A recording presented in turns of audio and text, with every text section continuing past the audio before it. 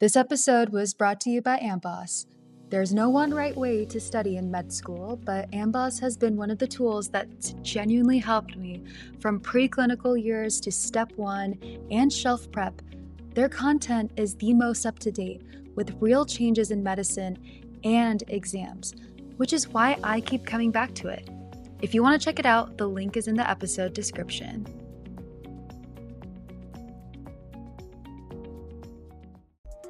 Hi, my name is Tanvi, and I'm a third-year medical student, and welcome to Scrubbed In. Scrubbed In is a podcast that highlights the diverse perspectives and experiences in medicine. I wanted a place where every med student feels seen, where we talk about life inside and outside the hospital. Scrubbed In was born from this, sharing the real, raw, unfiltered journeys of becoming a doctor. From classrooms in Missouri to medical schools across the world, this is a place for connection.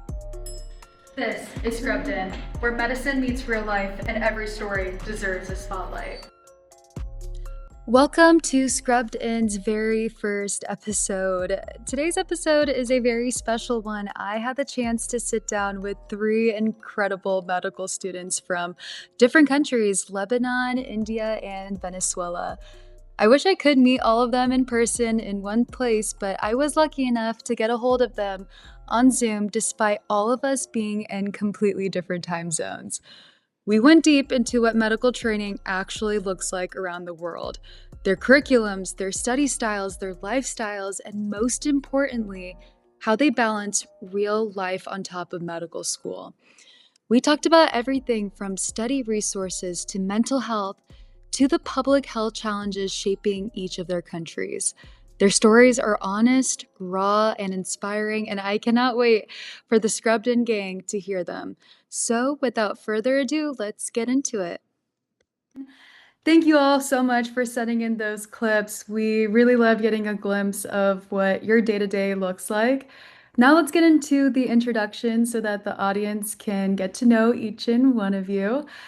Keep in mind, all of us are in different time zones, so this was pretty interesting to put together, and I just want to thank you ladies for taking the time out of your day to be in the first episode of Scrubbed In. So welcome, guys. So why don't each of you share your name, your country that you are representing, where you grew up, and what year in training you're in? And just a little bit about why you chose to pursue medicine. So why don't we start off with Paula? Hey. Hi, everyone. Thank you so much, Tammy, for having me here. I feel very honored to be a part of this project. I told you before, I really identify with this. So my name is Paula, like Tammy already said. I'm from Venezuela. I grew up in Maracaibo specifically. I'm a fourth year medical student in La Universidad del Zulia, that it's located in Maracaibo. And briefly, the reason or my inspiration why I started studying medicine actually comes from my family. I grew up in a family that everyone is in the healthcare field. And I spent my childhood in clinics around patients, and I always felt very comfortable in that environment. So when it was time to choose like a career, it honestly felt natural, almost predetermined. So I didn't hesitate when I had to choose medicine as my future. I always knew I wanted to be in healthcare, but medicine came because I always dreamed to be an ophthalmologist. So I knew that to become an ophthalmologist, I had to go to medical school first. But something that really keeps me motivated now to keep studying, not what inspired me, but what keeps me motivated, is the kindness and gratitude that patients show during our clinical rotations, being with them and taking care of them and feeling that we are having like this connection and we are like helping them. It's what keeps me close to the career and keeps me, here every day. Thank you for sharing that. Nithya, do you want to introduce yourself? Sure. Hi, guys. It's great being a part of this. I'm speaking from India right now, and I'm a medical student here in Hyderabad, India, and I grew up in Hyderabad as well, which is in the southern part of India. And like Paula, too, my parents are also in the field of healthcare, which, contrary to her, I was initially absolutely sure I did not want to be in it. But then eventually I was dragged into my mom's a gynecologist, and I was dragged into one of her deliveries because nobody else was home. And I think that's when I was like, maybe I shouldn't resist it too much. And then I fell in love with it eventually. And then I'm here now. I'm currently in my last year of medical school, which is the clinical year. So yeah, I'm excited to hear the rest of your journeys too. Thank you. That's awesome. And Dania? Hi, everyone. My name is Dania Maliki. I'm currently residing in and studying medicine in Lebanon. I was born and raised in Denver, Colorado. So I was raised in the States and I currently live here in Lebanon. And I'm in my second year of medical school at the University of Benemend.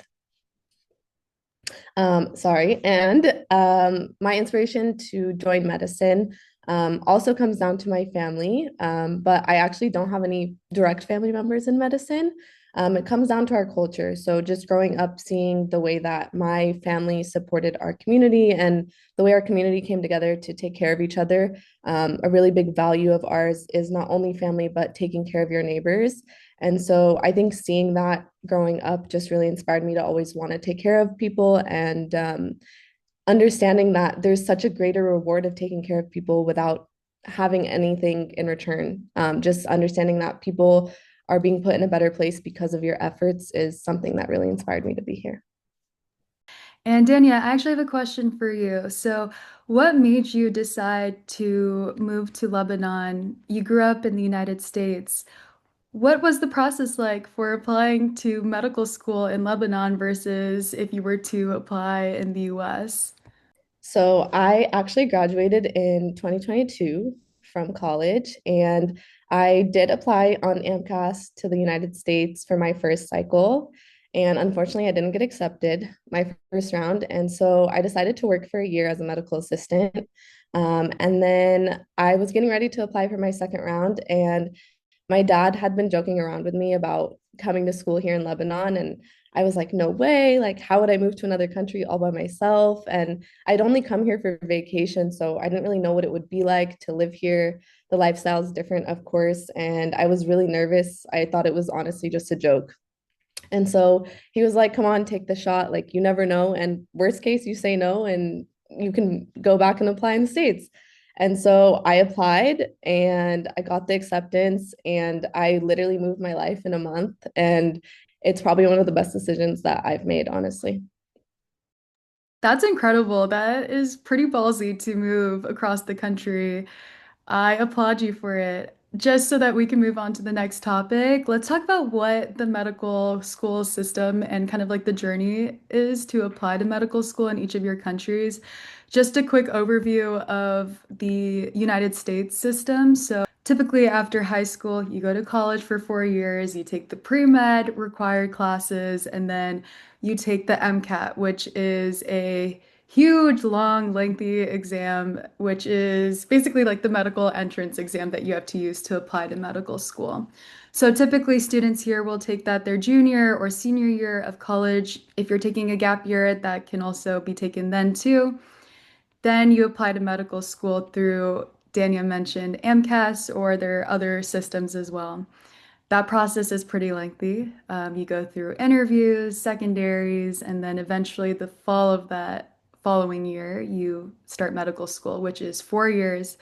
You take two really big board exams, the USMLE Step 1 and Step 2, those 4 years, and along with shelf exams, preclinical exams, and then you apply to residency around the beginning of your fourth year, in the middle of your fourth year.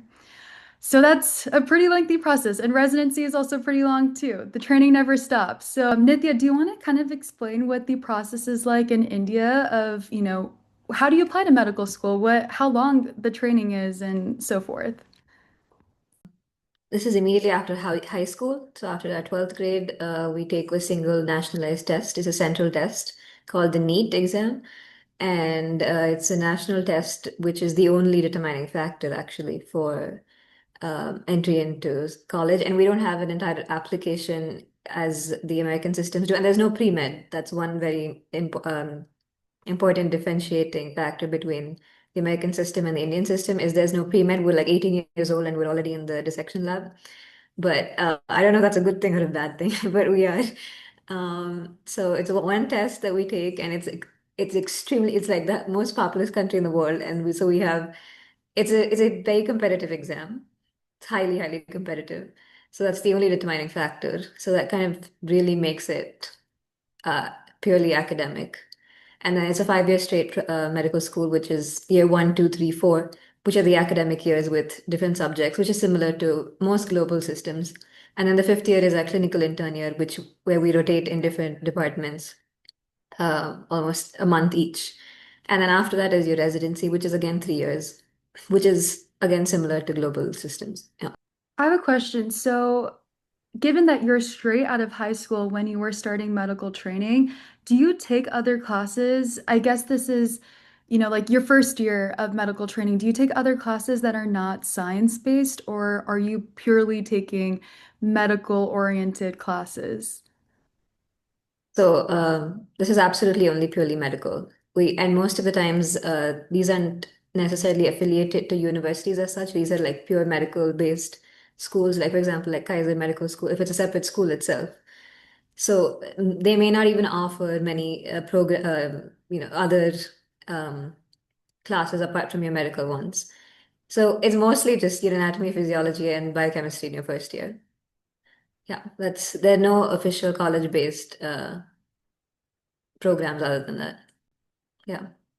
I can imagine starting medical school at the age of 18 that I felt like a baby starting at the age of 23, and I cannot imagine what it would be like starting at 18. And are there board exams? What do exams typically look like in the Yeah. Indian system?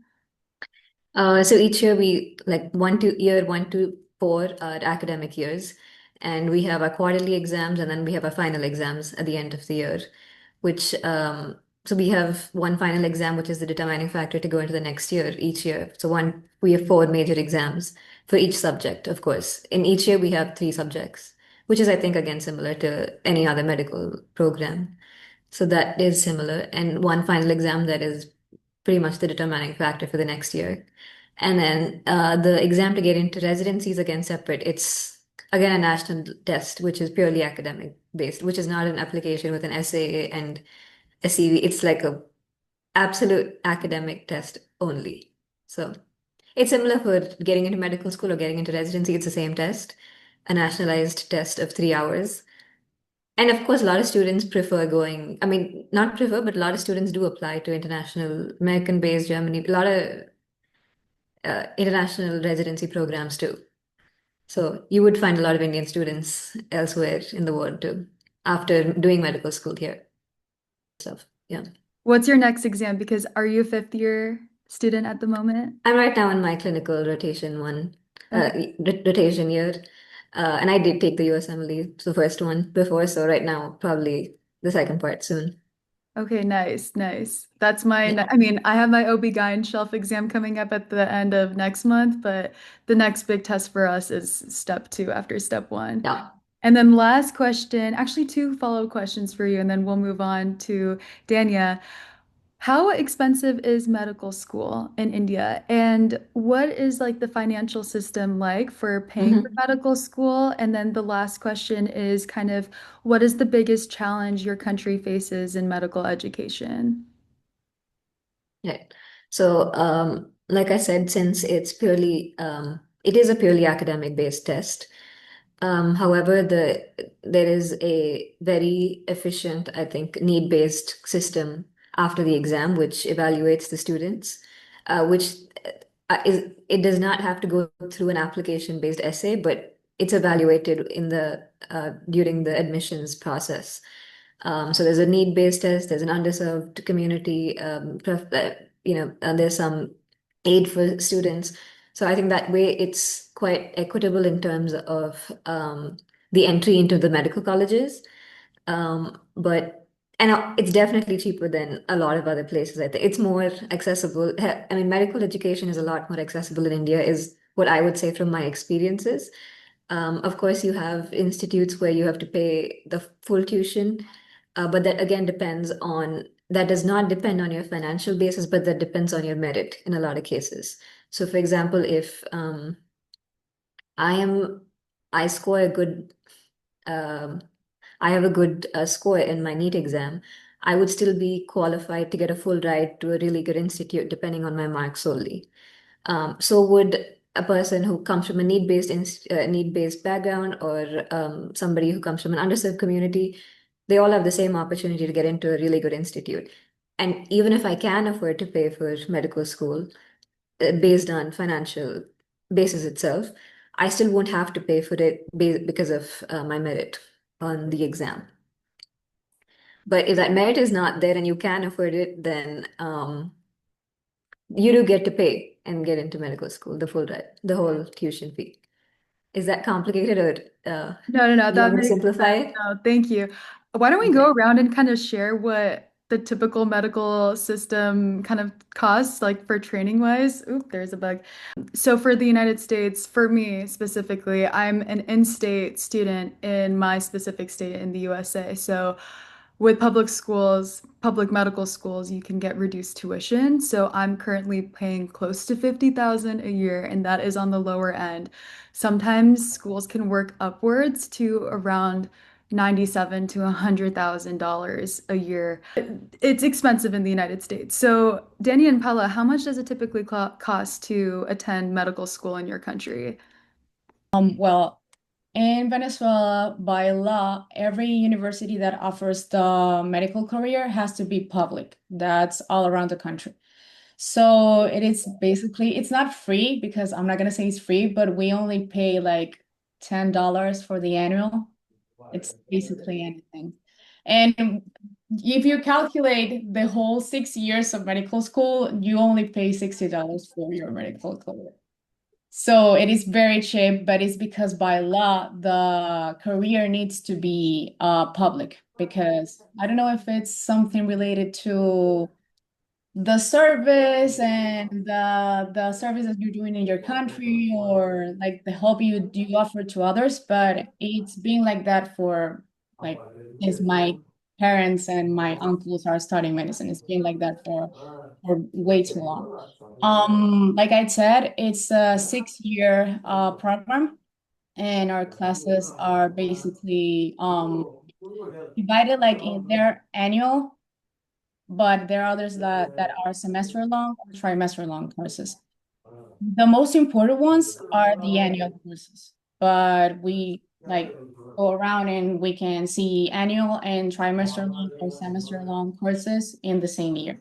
We just like divide it. It's already divided. That's the other thing that I wanted to share with you, and something that Nidia said, that they don't do pre-med classes in India. We also do not have pre-med classes here in Venezuela. We go directly from high school to the university. So, right after 18, you applied to medical school. And in Venezuela, it's 6 years, is that correct? Yes, it is 6 years. Okay. Oh, nice. And can you just review some of the big board exams or the big medical school exams that you typically take, and then what year you applied to residency? Yeah. So here we do not have like a big medical entrance exam. We like, because everything is controlled or guided by the government. We have to apply through a government platform called OPSU, OPSU, where they consider your GPA, your high school GPA mostly, and then you fill out a form, like social economical form. And based on that, you are assigned a spot, and that's how I entered my university, really. But in the career, we do have like final exams, like just like Nidia said, throughout the year, but we do not have like group projects or homework or anything. Like our grades depend mostly on around 3 to 5 exams annually per course. So it is kind of difficult because they divide the I don't know how to say that in English. Like the classes that we take annually, they divide it in groups, and they do like one exam for, I don't know, 19 or 20 classes. Like it is a considerable amount of theory that they are evaluating in each one of those exams, and our grades just depend on that. Yeah, so in the United States, that's kind of similar to our curriculum, and each school varies, but for my school specifically, we'll have block systems our preclinical years. So for example, block one is just, basic sciences, and then you'll have block two, which focuses on one system, so cardio, renal, pulm, and then you'll have a cumulative exam after that block testing you on 8 weeks worth of material. And one thing that's pretty unique about my university is we also have patient-centered care exams where we are evaluated based on our performance of interviewing a patient, our specific skills and diagnoses, and that helps us our third and fourth year. So I think each school is different. And then also for my school, we have pass fail exams, which is a blessing in disguise because your preclinical years, those exams are pretty lengthy, and just having those pass fail requirements is really nice. Then our third and fourth year, which is our clinical years, will have shelf exams, which are pass fail, but also you are graded on a percentage. So it's like high pass, letters, and it kind of moves down a tier. So that's really interesting, Paula. Thank you for sharing that. And Dania, why don't you kind of share what the medical process and system is like? Because I think you have a pretty unique experience given that you know how the application system works for the US. Why don't you just start off by telling us how much it costs to go to medical school in Lebanon compared to the US and just kind of explain the whole journey from there? Okay, perfect. So, my first year was $24,000, and then the second year is $30,000, and we don't know if it's going to increase after this year or not, but definitely significantly less than the U.S. from the schools that I looked at, and just based on your example. Um, yeah, so tuition is between 20, 30,000, and that's just our university. So there's other universities that are well recognized here, and they're more expensive than that. Um, so yeah, as far as cost, 30,000 right now. And then sorry. So our system, you also have to take the MCAT here, which I had the pleasure of doing twice in the States. So you take the MCAT here as well, but they don't have a centralized application. So your application is towards the school that you're applying towards.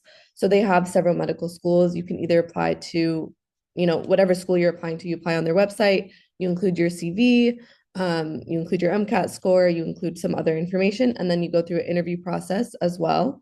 And then you're granted the application based on how you do on the interview. Most people here enter straight out of university, so they also have to finish pre-med courses.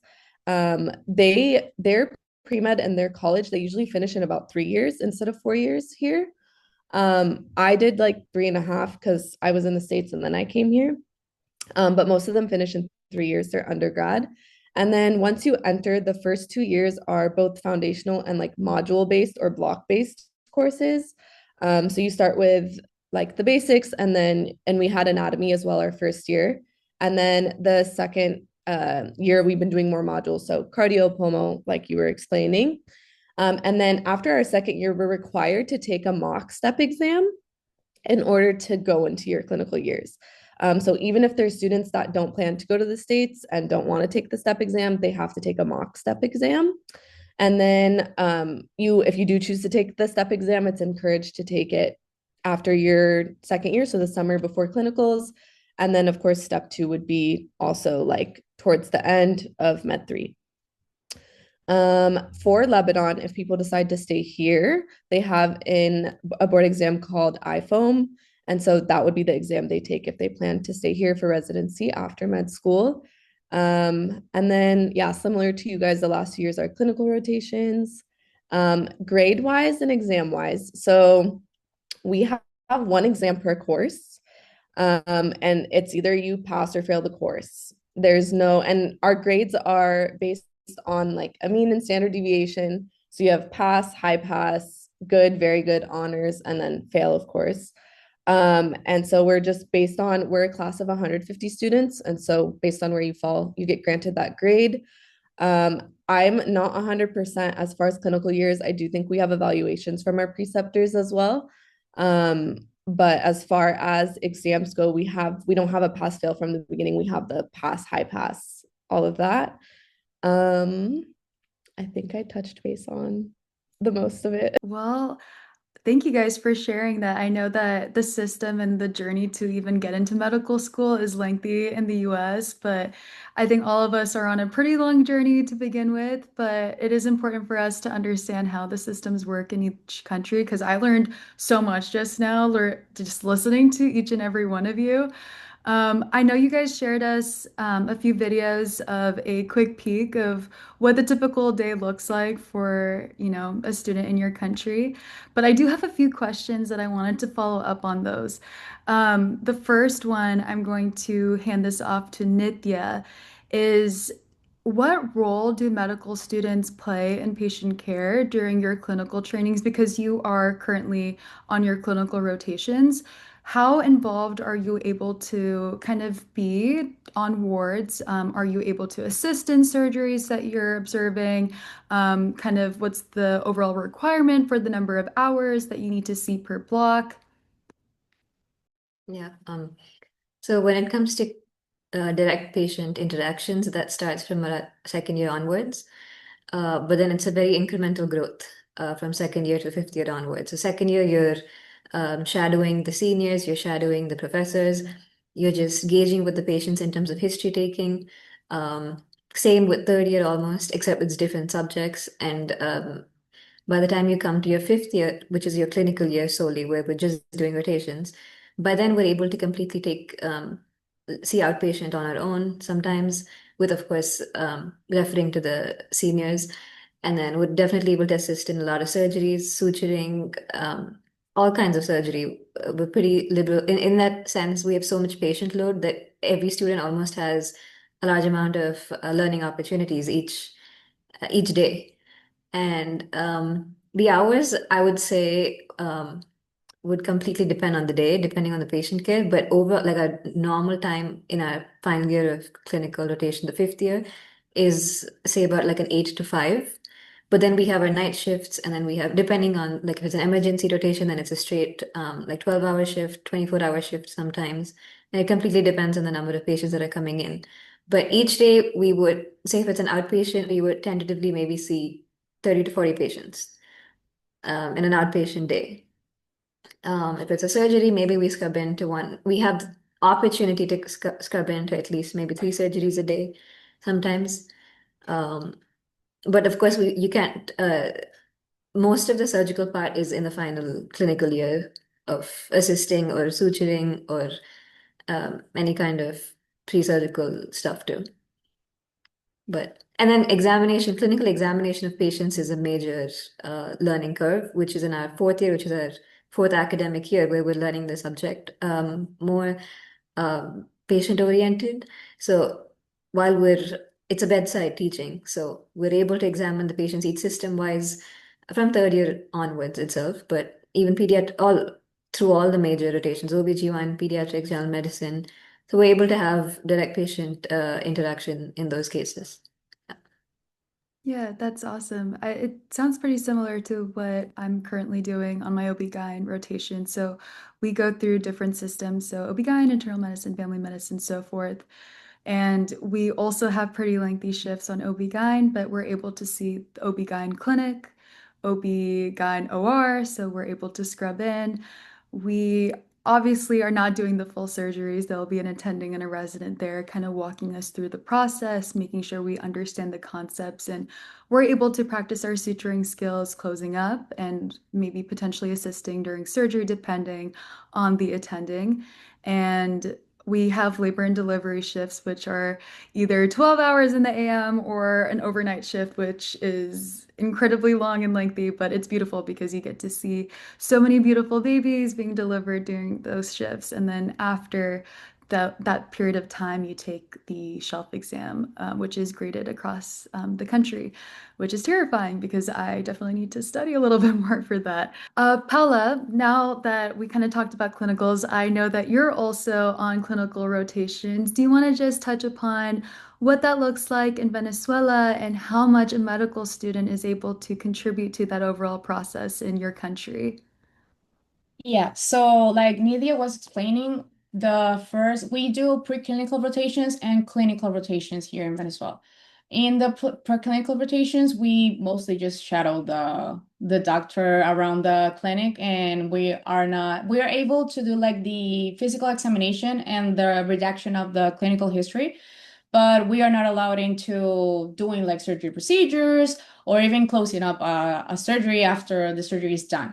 That's mostly part of the clinical rotation per se. And that's in fifth year of medical school here in Venezuela. They do 24 or even a little bit more shifts depending on the clinical rotation they're in. In preclinical rotations, like my surgery rotations were 24 hours long, my trauma rotations were 24 hours long, but my OB-GYN rotations were just 8 hours long. And that's because it depends on the service that you're in, and also like the volume of patients that come to the hospital every day, like Media was just explaining. Um, we do like participate, but mostly in the examination or the physical examination of the patient, because here in Venezuela, the university that I study in specialize in that. Like we do have like an annual course that it's called semiology or semiología in Spanish, that they teach us how to do like a really good clinical history with all the patient's data, and they teach us like how to physically examine the patient through the year. That you do before your preclinical rotation, so that it's basically on the third year of medical school. And that has a reason. It is because we in Venezuela do not have like the best resources to give our patients like the treatment that they need. And the patients that get to the hospitals, they do not have the economic resources to go and have an x-ray done or even lab results. They do not have the money to do that. So they teach us how to examine the patients and how to really diagnose the patient with what they feel, like the symptoms and the history, the clinical history, and what they tell you that they have and for how long they've been having like the issue, and to complement your previous diagnosis with the clinical examination and with the physical examination. We do ask for labs, and we even if it's a fracture, we ask for x-rays or whatever imaging that we need, but we use that if it is necessary. But we really try to diagnose the patients with the clinical overall, because they do not have the resources, and you cannot ask a patient that is going to a hospital, go and have like, I don't know, a CTA done for $200. Like they are not going to do that. So we basically just try to diagnose the patient with the clinical stuffs only. But if it is really necessary, we do the labs or the complementary exams. So that is one thing that I can like highlight from Venezuelan students, that we do specialize in, or we try to specialize in, physically examining the patient and doing a really good clinical history. I think patient-centered care approaches to medicine is so crucial and important, and I think that often gets lost in translation when we are going from preclinical years, when we're learning like, oh, if someone's experiencing heart palpitations, order the ECG, but you're forgetting the crucial workup prior to that. So I'm really glad that you mentioned it, because oftentimes we're so quick as students to order test X, Y, and Z rather than take the moment to listen to the patient, do a proper physical exam, and really spend time with the patient. And that's the whole beauty of clinical rotations and the emphasis on patient-centered care. All right, I want to talk about studying in medical school. I get asked all the time, I'm on TikTok, how did you study for step one? What are some of the resources that you use to study for your preclinical exams or your shelf exams? And just to quickly summarize how I studied, I have been using AMBOSS since my preclinical year, and basically, A lot of our learning was PBL based, which is patient-based learning. We do a lot of presentations, a lot of student-led education systems where we are teaching each other a lot of the topics in medical school. So the beauty of AMBOSS is that they're able to describe really key medical topics and break it down into simpler forms. A lot of residents even use it too. And a great part of AMBOSS is that they offer great supplemental questions pertinent to each topic that we're studying. So I've used AMBOSS since my preclinical years, still using it on the wards and shelf exams. If I don't know something, if I'm about to present a patient, it's like super easy to look it up. And even all the diagnostic requirements, all the treatment options, it's all in one location. And it's constantly being updated to match current practice, which I appreciate. Also, we use something called UWorld, which is a massive question bank, and that was so crucial when I was studying for step one and I'm about to take step two in a few months. And every shelf exam that we take, UWorld has specific questions that align with the topics that we're learning in that block. I remember Dania and I talked about Sketchy. I think she's currently in her Bugs and Drugs MSK block, but Sketchy is a huge resource that medical students use to memorize all the different bacteria at the farm because it's just never ending in that list. I'm trying to think what else. Oh, Boards and Beyond, that is so crucial preclinical year. And then Pathoma. Oh my gosh, Pathoma was my key source when I was studying for step one, especially those chapters 1 through 5. I think that was like every other question on my actual step one exam aligned to those chapters in Pathoma. So Nithya, why don't you touch upon some of the resources that are typically used amongst students in India? What are like some of the bread and butter resources that most students are using? So I would say it depends on this. Of course, for our institute exams, our university exams, we have our lectures that help. We use certain particular notes that are patient student drafted notes or like the lecturer drafted notes. But I would say currently there are a lot of students who again apply to residency in the US, in the UK. So I think they tailor it according to their own educational like goals eventually, and especially with the amount of digitization that is there currently. Like everything that you mentioned, there's UWorld, there's Ambos, there's Boards and Beyond, there's Pathoma. All of these are very accessible resources, if not paid. I mean, unfortunately, I mean, it's all on Telegram, so just we're all using them. So everybody's using a lot of these resources wherever available, including just some, fun YouTube channels too. So I think it's whatever is most convenient for the student at that point in time, depending on the exam they're appearing for. That's what I would say. Overall, it's largely exam based.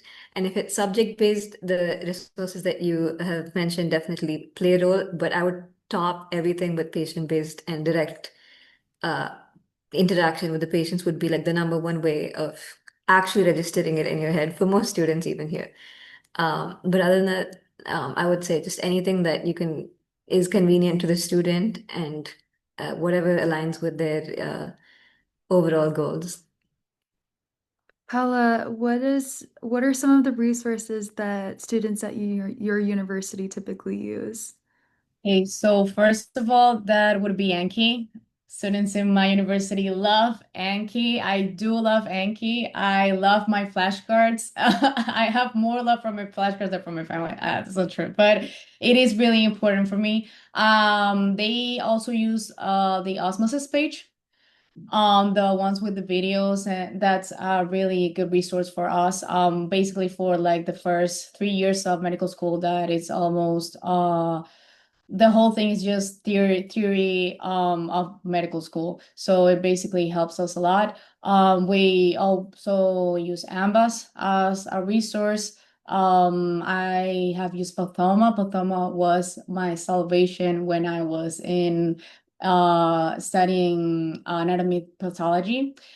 And what other sources that are the ones that we use? YouTube videos, like Nydia said, are some of the resources that we also use. There are YouTube channels that are very like course specified, and it really helped us like understanding that. I think that most of the medical students are visual, so it really helps a lot to like see what you are studying to understand what it really is happening. But we do not leave the books aside. We also study from the books, sorry. Like for similarity, we use the base. For physiology, we use the guidance. Like I think that's pretty common in any country. Like you study from the book, but the resources are basically that AMBOSS, Osmosis, Anki is a huge one here in Venezuela. We usually share our Ankis through the WhatsApp group that we have for each course. Like people go like, I have my Anki already done. Do you want that? Do you need that? And we share our Ankis and we study like in group and we like just sit and one is like asking the questions and the other ones are answering like the Anki's answer. So it's pretty cool. It's a really cool study method. I'm so glad that you mentioned Anki because I would have totally overlooked that. I am also an Anki user, and I'm not going to show you guys my room right now, but I have a standing desk that I'm using. And the great thing about standing desks is that I can put a walking pad underneath my desk and I do my flashcards and I walk. And speaking of Anki, I also use the Amboss feature that is linked with Anki. So it's one thing just to like memorize the flashcards, but let's say I see a flashcard, I'm like, wait, I really don't remember X, Y, and Z about that topic. Anki has a feature with Amboss where you're able to click on that topic and it takes you to the Amboss link, which is super cool. But Paula, we also make our own Anki decks and share it with our classmates. And usually there's one person or one or two people in each class that are really good about making flashcards because I just kind of download the pre-made decks and then if someone offers it's really nice to have it downloaded. But we're the same thing. We have like a group me and people will send, like the blocks Anki and people are Yeah. just like clicking at it and people will be on their lunch breaks and you see people using their Anki remotes. So great Christmas present if anyone is Yeah, I do not have one. So if anyone is thinking of giving me a Christmas present, that would be a perfect Christmas an present. Anki remote. It's life-changing. Dania, what are some of the resources that students in Lebanon use? So I would say that you guys touched on mostly everything that we use as well. I did also want to mention that this year they gave us access to Kaplan. And so we've been using Kaplan as a resource as well to do practice questions. And then they switched our exam method from NBME based exams to Kaplan based exams. So also it's been helpful to study for exams that way. And then USMLE is really helpful for like similar questions to STEP. And then foundational year, I use Ninja Nerd to study biochem. No shame. But yeah, so those are really the only additional ones. Otherwise, we use pretty much the same thing.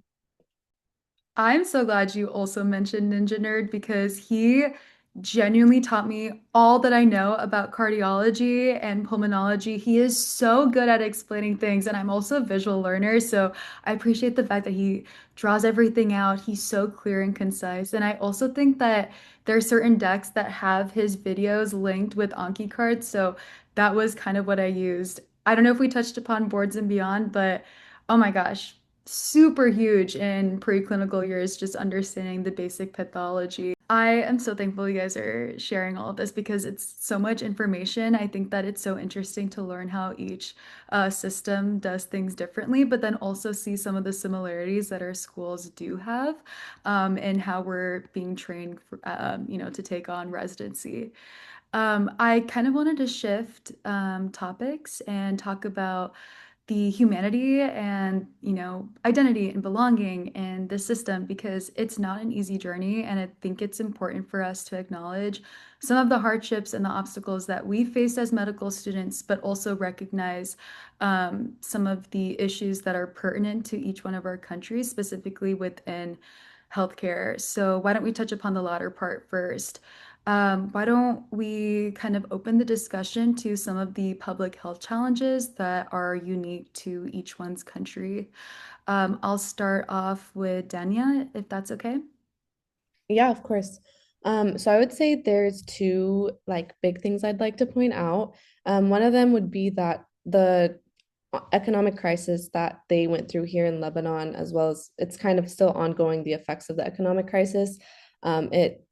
It limited the supplies, the medical supplies. It limits the accessibility to patients and their families. Um, it also has affected people's ability to afford certain care, the lack of medication, the expenses of medication. Cancer is very prevalent here, and some people cannot access chemotherapy and the proper medication, or they just simply cannot afford it. And then I also wanted to touch on the pollution and the waste management here is something that we really struggle with. Trash is dumped on the streets or burned in the streets. And so there's a lot of chemical release. And also, our culture is heavily, they love to smoke. So the cigarettes, very common over here. The hookah, all of those things. So I think there's just that duality of affecting and causing a lot of respiratory diseases. And then the smoking, of course, cardiovascular. But yeah, I would definitely say the two biggest things would be the economic crisis affecting people's accessibility to care, but also the pollution and the waste management and the lack of sanitation in the water, things like that that are affecting their health overall. Nithya, do you want to touch upon this topic? So if we're starting with public health challenges, I would say disease burden simply because of the population plays a huge crisis for both patients as well as doctors, because there's a heavy burden on the doctor to treat the patients, as well as it's very difficult for the patients to sometimes access healthcare in all parts of the country. Second, I think as a tropical nation, it would infectious disease and communicable diseases would be number one on the list of things that are being aggressively dealt with right now. I think we've made a lot of progress over the years in terms of tuberculosis, malaria, a lot of vector-borne diseases that again ties into both waste management, like Dania was talking about, as well as air pollution in Delhi being the most polluted country right now in the recent report. Water pollution, it all ties into an ecosystem which is pretty circular. But I think the advancements have also been pretty impressive at the same time. I wouldn't say we're in a slumber or that we're not having enough action being taken. I would say it is, but by nature, as a tropical nation, like I said, infectious disease would top it. And second, with the growing population and the growing pollution, both.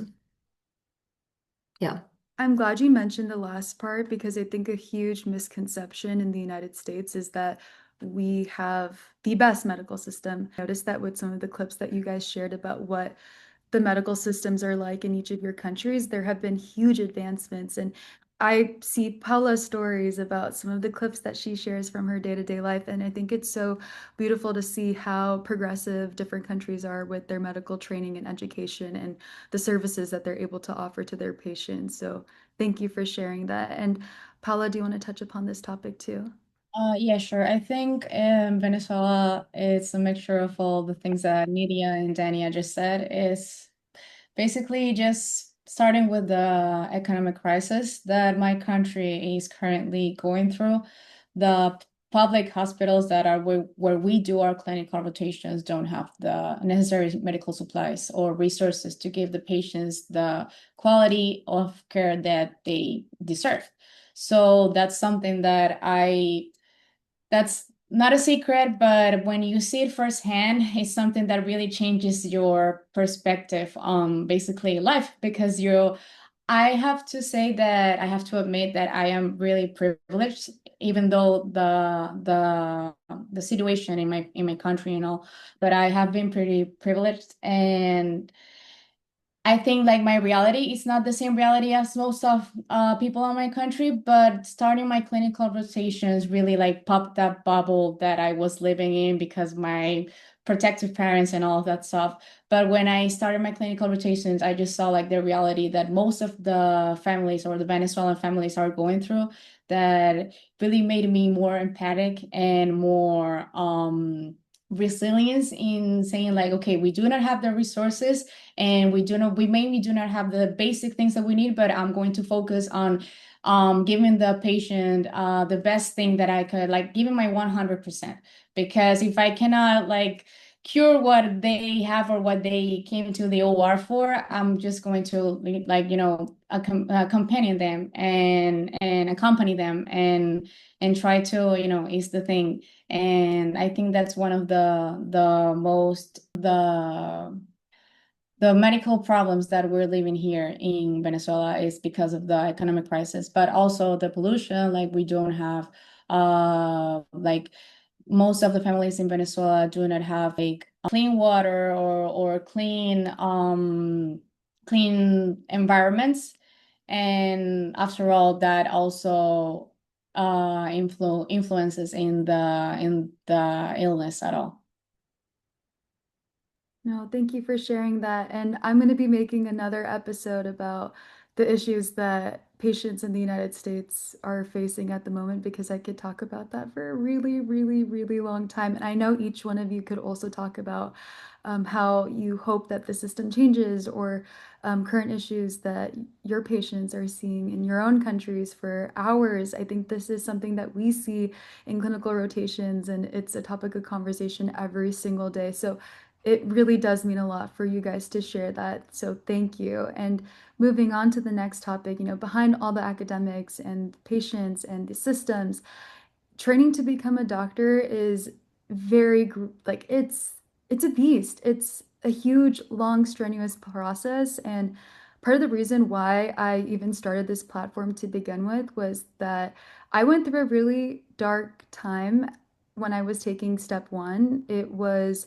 It's the hardest exam that you'll have to take in the US, boards wise, during your medical training. And it was a rough spot to be, but genuinely, my friends and family really helped me through, passing the exam and providing me the support. And the reason why I wanted to start this podcast is because I think it's important for people to hear these stories and know that there's no one linear journey to pursuing medicine. And I just wanted you guys to potentially talk about what are some of the resources that your universities offer to protect student well-being, or if there is any tips or tricks that you have developed along the way that have been crucial for your success at the point that you are in, balancing both wellness and also academics.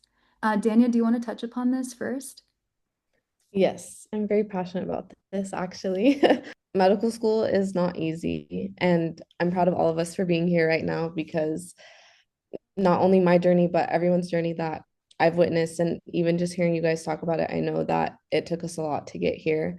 Um, I think that here, reflecting specifically here in Lebanon, there's still a stigma around it, if I'm being honest. And so I think that it is a little harder to find resources, or it is a little harder to talk about it and to normalize it and to make sure that you have the right support.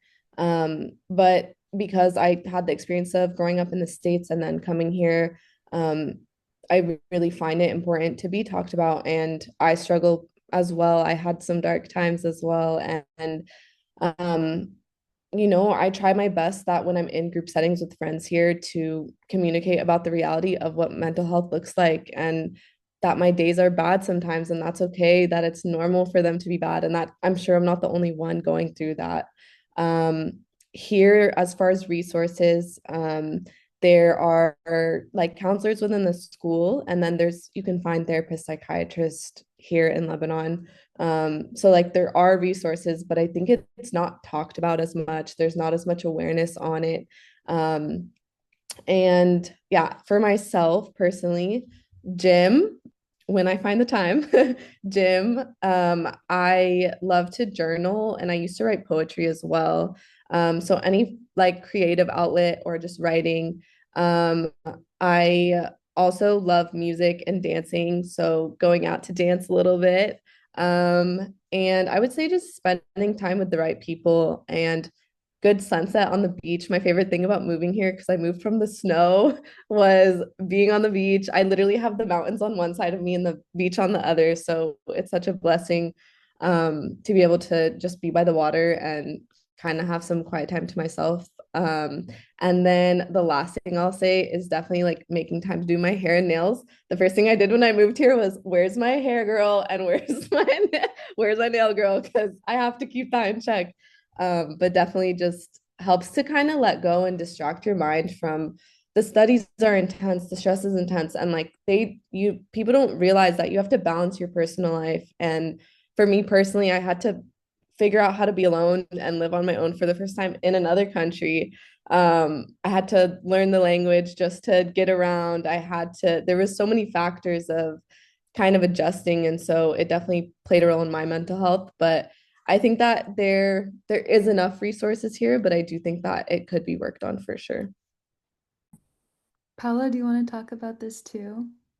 Yeah, I think that like Danny has said, medical school it's difficult and it's intense in every country. In Venezuela, medical training experience isn't easy, just saying like the situation we're living in, but like although the situation it really isn't easy, especially in public hospitals, there's a very marked hierarchy between attendings and the residents and the medical students, where the medical students are definitely at the bottom of the chain, and it really shows, and that's something that they do not hide. But there's also like really, I can say that that has been my whole experience because I've had the honor to have classes with doctors that really love teaching, and those are the doctors that really have saved me throughout the career. I really love my preclinical doctors and other from other courses because we really need them. I don't know if they know how special they are for me, but they really are, because if it wasn't for them, I really wouldn't be here today, because I know like there is bad professors or professors that are like they do not care for their students. There are also professors that they really do care about their students, and they really care that we are good doctors at the end of our career. So I would like to shout out my doctors in the university because they really are special for me. But something I always tell other students, like in my Instagram or my TikTok, is that you must make time for extracurricular activities. I love playing tennis. I love jogging. I love running, and I love reading. So I do not give them the time that I would like to give them, but I do try to give them the time that I need to give them, because it is essential for your mental health. And honestly, as a person that is really applicated on her medical school, it improves your academic performance too. Like you maybe think it doesn't, but I talk from experience. When I started like dedicating partial time of my day to my extracurricular activities, my academic performance also improved. So I know medical school is extremely intense, but if you find like a healthy balance between studying, resting, and doing the things you enjoy, everything becomes a little bit more sustainable. I completely agree. I also wanted to mention for my school specifically, we have counselors, we have resources that people can utilize if they're going through a rough time. They can talk to the deans and they can make adjustments to specific schedules.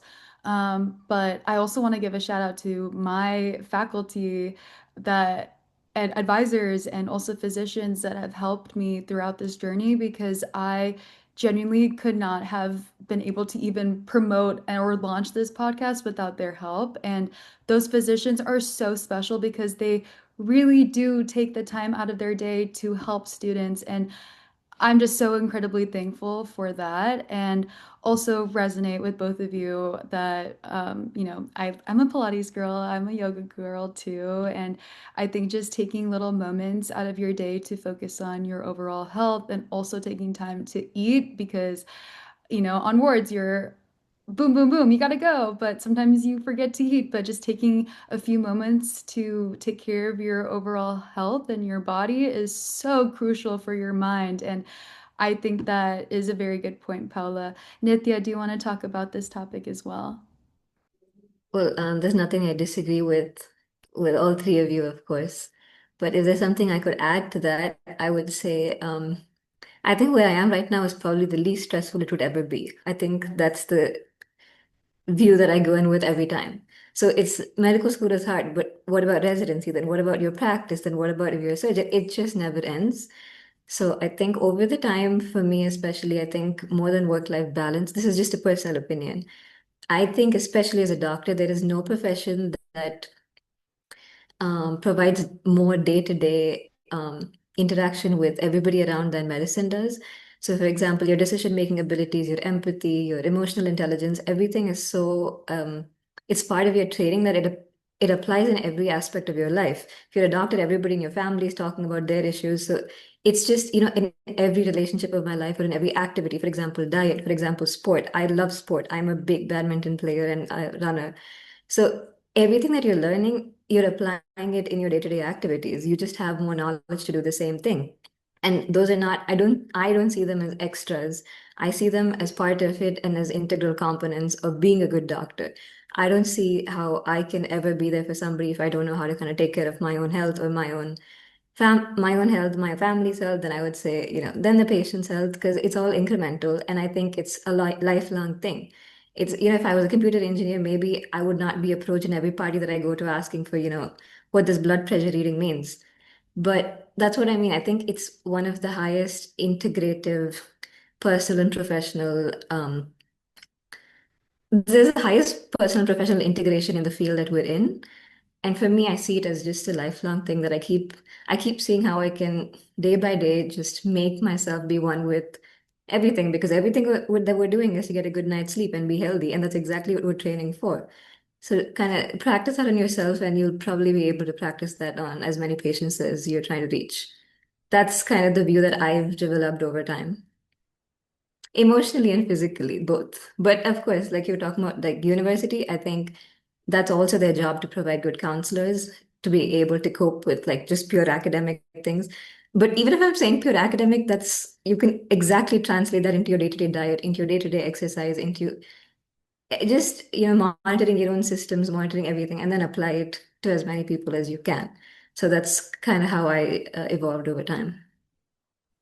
That was so well said. Thank you. And I know this is off topic, but it makes me so happy to see women in STEM and medicine just, you know, encouraging the future generation of, pre-meds or medical students. And it's just so special and unique to have this platform. And thank you guys. I want to kind of close off because we are going over time. I want everyone to talk about maybe what specialty that they're considering pursuing, and also mention one piece of advice that you would like to share with future medical students across the world. And we can start off with Paula. Okay, so I want to be an ophthalmologist because my whole family, well, mainly my grandpa and my uncles are ophthalmologists as well, and I think I'm going to pursue the legacy of my family, not only because it's easier, but because it's what I've been surrounded since I have memory and what I really, really love. And I think it's a ophthalmology has a really special place in my heart. And just like helping the I think vision is one of the most things that we have to take care. And it is what allows us to see life and to see what we can accomplish and what we have right in front of us, to see our families, to see our beloved ones, to see the country that we live in and the landscapes. And I think that vision has taken like that little space in my heart, and I really want to study or want to specialize in that so I could help people have a better vision and have a better view of what they're experiencing in life. One thing that I want to, or a tip that I can give like future, and that's the question, Tammy, right? Like a tip or a recommendation. I think that like Nadia said, you don't have to see like your med school apart from your personal life. You have to find a way to integrate both of your personal experiences and your med school. Because if you see them as two total different things, you are not identifying with your career. And if you're not identifying with your career, you're not loving your career. And if you're not loving your career, you cannot treat patients as they should be treated. So if you're having questions, I would really advise for you to, have a little self-exam and really think if this is what you want to do, because like all of us have said, it's not an easy road. It is a road that needs a lot of vocation, a lot of love, because I think that's mainly what is most of us are failing, and I include myself, that sometimes we do not understand like the importance of what we are studying, because we are not only studying to save life, we are studying to make people's life better. And that's a huge responsibility that we have on our shoulders. And I think we need to love our career deeply to know and understand how to really help others. So I think that's the beauty of all of this. And I think that's what I want to say to the people of the podcast that are seeing the podcast. Thank you. That was amazing. Dania, do you want to touch upon this? Yes. So as of right now, I'm considering either going into emergency medicine or anesthesia. And it's actually based more so on like schedule and lifestyle, as well as my personality. I feel like my personality fits the emergency room. I'm loud, I'm crazy, I'm I'm just always on the move. So I feel like I would fit the emergency room. But also anesthesia in terms of lifestyle. I always think family forward. That's the way I was raised. And I think having a family is something that I've always really wanted. And so I kind of put that at my forefront when I consider certain specialties. Advice. I have a few things to say. I would say never forget who you were before medicine and that you can still be that same person while you're in medicine. I think so many people get the impression that you have to be so drowned by your studies and change who you are and become this nerdy, isolated person that like loses their personality because they're studying 24 hours a day. But you can still be yourself. And I think it actually is what makes you such a good doctor is to be able to put yourself and your soul and your character and your values and cultures and beliefs into your work with patients is because we all have stories. We're all, and but at the end of the day, we're all connected in some way as well. So being able to still tell that story and show that story, I think is so important. So never forgetting that. That balance is so important. We touch on it, so I won't go too deep into the balance part. And then just really making sure that you have a strong support system is something I want to emphasize without having my family to call on those days that I'm like, I think I failed, or I don't know, like it's getting so hard. Why did I choose this? Even though I wake up every day still knowing it's what I want, but I think there are days that it gets really hard and you have to have that support system that brings you back down to your roots and brings you back down to understand that you're more than capable of achieving this dream. And so just have those solid people around you, whether that's your family or anybody else, but have that support system and stay true to who you are. Don't change just because you're studying all the time. Yeah, no, I completely agree. And Nithya, do you want to talk about this as well? Again, I there's nothing I can disagree with, and it's pretty solid advice, which applies to me too. So thank you for that. I do enjoy internal medicine as of now. That's as a starting point. I'm actually really interested in public health with internal medicine. So I think for me, looking at the bigger picture and seeing what is missing in the system, along with clinical knowledge, I think that's kind of something that I would be interested in. But if I were to also add a particular specialty to that, I would probably pick oncology, depending, I don't know, there's a long way to go, but I'm pretty interested in, say, public health systems with oncology. Um, that would be my current and most likely future plans. But, and then if I would be talking about advice, I'm not a big success story that I have to give advice, but um, at least from at least I know what you shouldn't do. Okay. I don't know what you 100% should do as a student. But let me say these are some things that you should not do is let one setback or one exam or a few difficult academic moments hold you back, especially with AI coming into the field, which is dramatically going to change the way we function as doctors and as patients. It's going to be so highly emotionally driven, the field, because that's kind of going to be the most invaluable skill set that you could bring. That maybe your empathy is probably the only thing that can truly pick up on a clinical finding too, but just because you're able to empathize more. So I don't think so. Like I said again, if I'm drawing parallels with another profession, maybe you kind of do have to like get that 100 on the math if you want to be a mathematician. But I don't think you have to get the 100 on the just being, 100 on 100 in, say anatomy or physiology may not make you the best doctor there is because each life is valuable. It's not one, research paper, it's not one thing. Of course, it helps to be good at academically, but I think I don't see the whole medical journey being solely about academic excellence. I think it's also about really if you have your heart, you should be in the field because I don't think it's a place where it should be solely about making money. It'll come if you're good enough. I think the money will come, but I think there's some skill sets that are invaluable no matter what AI brings into the world, and I think those are some skill sets that truly deserve perseverance and resilience beyond a few exams or few setbacks. So I would say don't do that. I don't know what you should do.